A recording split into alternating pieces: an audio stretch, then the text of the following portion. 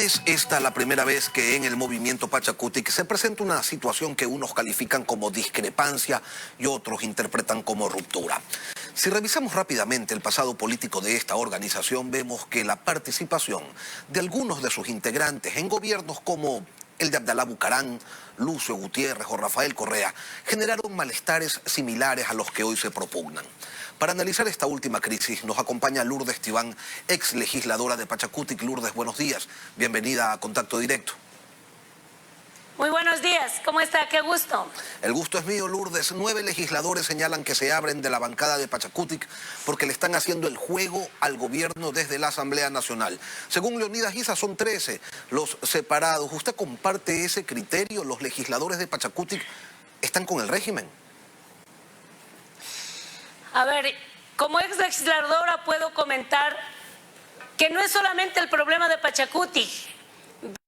Asamblea sin rumbo, veo una Asamblea Nacional que no tiene una hoja de ruta, veo una Asamblea Nacional con una posición política prácticamente ausente, como anteriormente teníamos la Asamblea, tenía que enrumbarse en temas de fiscalización y legislación, pero no, ahora no, yo personalmente no sé lo que pasa. Por ejemplo, el llamar al presidente de la República que exponga sobre la realidad de papeles de Pandora simplemente es una forma de que el presidente de la República respete el escenario fiscalizador, vaya a la Asamblea, ponga su criterio. No necesariamente es para expulsar, para destituir, para poner fuera del cargo, es para decir al país la transparencia con la que debe ejercer el poder el presidente de la República. Y ahí viene mi cuestionamiento, incluido a mi bloque Pachakutik, incluido al bloque de UNES, porque no es solo Pachakutik el que tiene en esta realidad a la Asamblea Nacional. ¿Cómo es posible que en un tema tan real, tan necesario, que el bloque llama a que el presidente venga mediante resolución a explicar, el bloque vota en contra? Y ahí viene la pregunta. Estos 13 legisladores, efectivamente, 13 legisladores que dicen que se apartan del bloque grande del Pachakutik, tiene que ver ya con una posición política, con una posición de alguna manera que se acerca. El un bando es del lado del movimiento indígena, gente que ha hecho proceso, gente que ha estado militando durante estos 25 años de vida política del Pachakutik, y ahí vienen los otros invitados. Sería de ver cuáles son estos invitados, cómo así llegaron al movimiento Pachakutik, qué pasado tienen cada uno de ellos, que hoy no quieren simplemente orientarse Lourdes, al trabajo de fiscalización y legislación que te exige la Asamblea Nacional. Dentro de Pachakutik existen distintas corrientes, unos más radicales, otros más moderados. Hay legisladores con agendas locales y tienen hasta asambleístas que nadie termina de entender cómo es que están allí con ustedes. Pero al margen de eso, ¿cómo se concilian posturas que en determinados casos son radicalmente distintas dentro de un mismo bloque? Y le preguntaba, ¿cómo se concilian posiciones sin que se generen pues estos distanciamientos?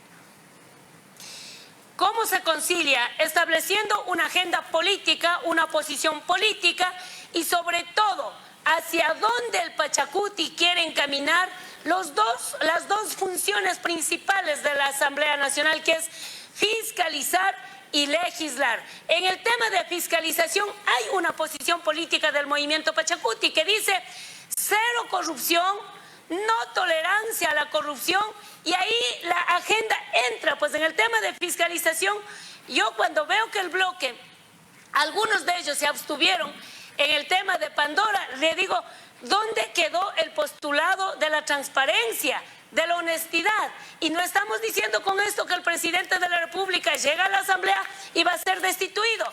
Por respeto a la Asamblea Nacional, tiene que ir a decir, señores, aquí están los papeles, miren, esto es, y no pasa nada. Al contrario, el presidente de la República debería salir aplaudido desde la legislatura si es que todo está transparente. Y ahí le veo a los asambleístas como diciendo, no, que no venga. La asamblea tiene que decir que venga, que dé la cara, escuchan, el pueblo ecuatoriano es testigo de lo que dice y se acabó. El problema es que no hay una claridad, estamos defendiendo puestos. Yo quiero que alguien investigue cuántos puestos tiene cada asambleísta, incluidos los nuestros. Los nuestros no es la excepción. Todos los asambleístas, incluidos los que hicieron la Navidad estos días.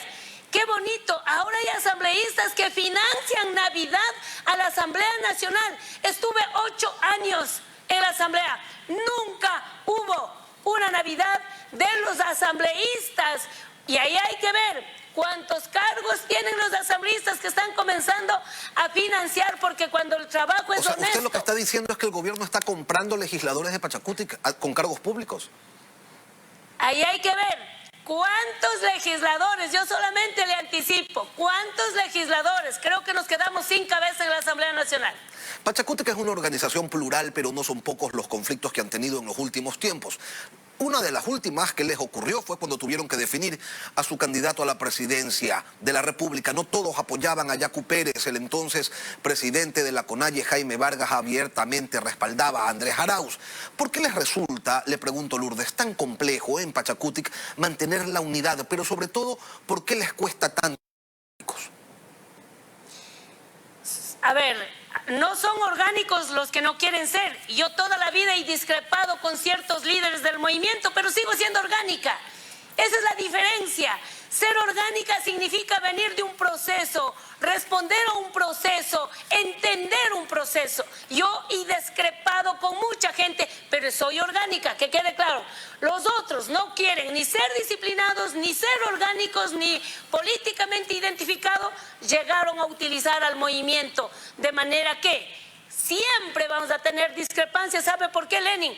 Por la diferencia, por la biodiversidad, por las diferencias culturales, porque nosotros venimos de diferentes escenarios, pero siempre enmarcados cuando hay claridad política. Miren, yo peleé 8 años contra la corrupción del correísmo, pero nunca me fui del movimiento indígena ni del Pachacuti, a pesar que dentro del movimiento indígena habían correístas que me decían: cambia de posición, prohibido, contra la corrupción no hay que cambiar. Y le aseguro, Lenin, si mañana es candidato Leonidas, si mañana es candidato Lourdes o Salvador o Guamán o cualquiera, nunca todos van a estar de acuerdo, jamás van a estar de acuerdo todos, pero dentro de ese escenario el movimiento indígena se construye respetando la diversidad de pensamiento. Pero parece que no la respetan al interior del propio movimiento, porque mire usted que hay una mayoría que decide no seguir a los postulados, por ejemplo, de la CONAIE en determinados temas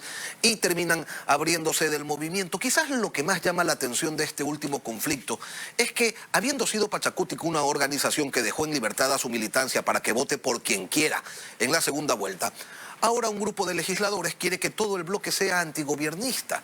Dentro de la organización, se lo pregunto, Lourdes, ¿ustedes contemplan siquiera la posibilidad de que algunos o muchos de sus electores pudieron haber votado por Guillermo Lasso en la segunda vuelta?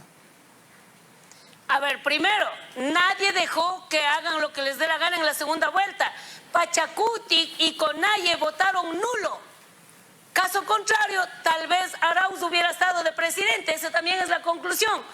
Nosotros creemos que quien quiere ser orgánico, quien quiere respetar la línea política de la fiscalización y legislación, simplemente deben cumplirlo. Hay que analizar uno por uno cuál es la corriente histórica de estos restantes, porque si 13 son del proceso del movimiento indígena, que no lo son y dicen: aquí yo quiero ser libre, es que no se trata de ser antigobierno.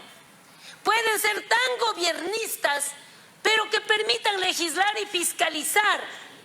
El llamar a la asamblea a alguien que está obligado a ir a la asamblea no es ser antigobiernista. En función de esto, Lourdes, es ser en función de esto que fiscalizador. acaba de decir, ¿cómo califica usted la gestión que hasta el momento ha tenido Guadalupe Llori? Desde hace muchos años militante de Pachacuti, pero con quien el presidente Lasso ha dicho que mantiene una comunicación telefónica permanente, y se entiende porque son los presidentes de las dos principales funciones del Estado. Que se comuniquen, eso es real. que coordinen acciones entre el Ejecutivo y el Legislativo, también en el marco del respeto, pero sobre todo llevando en alto la independencia de funciones. Pero eso no significa que porque se llevan bien por teléfono, significa que estén cogobernando. Pues eso hay que tener claro. La Asamblea, nuestra presidenta, ni nuestro Pachacutic no está para cogobernar. Pero le para legislar y fiscalizar. Pero le preguntaba, Lourdes, ¿cómo dice, califica usted la ¿sí? gestión de Guadalupe Llori? Porque al inicio de esta entrevista usted dijo que esta es una asamblea sin rumbo, sin norte, que se mueve pues hacia cualquier lado. Lastimosamente no soy yo la que voy a calificar a la presidenta, porque soy de Pachacutic y somos compañeras. El país, el Ecuador, nos está diciendo que estamos quedando en deuda con el Ecuador, que aspiraba mejor representación de la Asamblea Nacional. Así es que ahí están, somos compañeros que podemos discrepar, pero les hago un llamado. Sienten los 26, todavía están a tiempo de salvar el barco. Sienten los 26, tienen la cabeza de la Asamblea, conduzcan esa Asamblea a la fiscalización y a la legislación como el Ecuador lo espera. Esto es un hecho histórico que el país no nos va a perdonar. Lourdes Tibán, ex asambleísta de Pachacutic. Gracias, Lourdes, por acompañarnos hoy aquí en Contacto Directo.